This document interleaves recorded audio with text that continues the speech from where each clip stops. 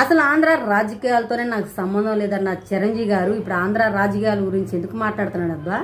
వాస్తవానికి చిరంజీవి గారు కాంగ్రెస్ పార్టీలో ఉన్నారు. ఇప్పుడు ఆయన వాళ్ళ తమ్ముడు పార్టీ జనసేన పార్టీకి జనసేనానికి 5 కోట్ల రూపాయలు విరాళం ఇచ్చాడు.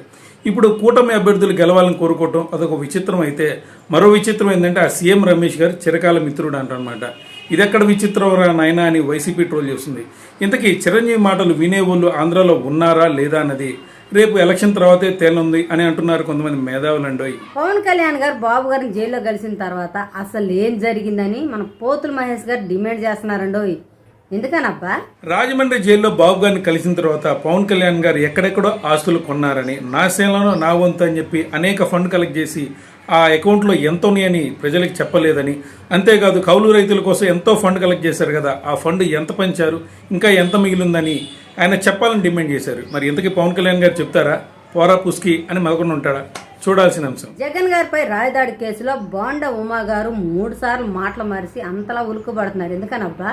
జగన్ గారిపై రాయదాడి కేసు మరో కోడికత్తి కేసు అని ఒకసారి స్టేట్మెంట్ ఇచ్చాడు. మరోసారేమో వాళ్ళ అన్నా క్యాంటీన్ పడేశారు, 350 రూపాయలు కూలీ ఇవ్వలేదంటూ ఒకసారి ఒక స్టేట్మెంట్ ఇచ్చాడు.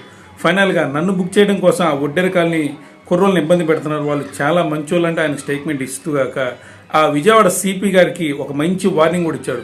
జూన్ 4 తారీఖు తర్వాత నీ గతేందో చూసుకొని అంటూ ఇలాంటి వార్నింగ్లు ఇస్తూ ఉండడంతో కాస్త ప్రజలకి ఈయననక ఏదో ఉంది లేదంటే ఈయన ఏదో చేసుంటాడని కాస్త డౌట్ అయితే బలపడుతుందండో. ఈ 2024 ఆంధ్ర ఎలక్షన్ లో రాజకీయ పార్టీల ఎలక్షన్ నినాదం ఏంటో తెలుసా మీకు? మన బతుకులు మారాలి అంటే బాబు గారు మళ్ళీ రావాలి అని టీడీపీ చెబుతుంటే, మా నమ్మకం నువ్వే జగన్, మేం నమ్ముతాం నిన్నే జగన్ అని వైసీపీ చెప్తుందండోయ్. ఖచ్చితంగా ఈ 2 వాదనలు నమ్మే జనాభా అయితే గ్యారంటీగా ఉన్నారు. ఈ లోపల మీరు వాదనకు దిగి గొడవలు పడమాకండి.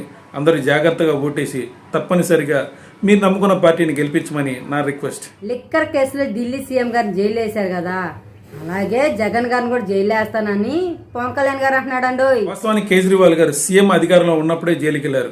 అలా అయితే జగన్ గారిని వీళ్ళు ఎప్పుడో జైల్లో వేయించి ఉండాలి. ఎందుకంటే ఇప్పుడు పవన్ కళ్యాణ్ గారు బీజేపీతో ఎప్పటి నుంచో కలిసి ఉన్నారు కాబట్టి అలా అయితే జరగలేదు. ఆ కేసులో నిన్ను జైల్లో వేస్తాను జగన్, ఈ కేసులో జైల్లో వేస్తాను జగన్ అని ఇలా ఎన్నో బెదిరింపులు అయితే వచ్చినాయి. ఇలాంటి బెదిరింపులకి ఓట్లు పడతాయా లేవా అన్నది రేపు 2024 ఎలక్షన్ తర్వాతే ప్రజలందరికీ ఒక క్లారిటీ అయితే వచ్చేస్తుంది.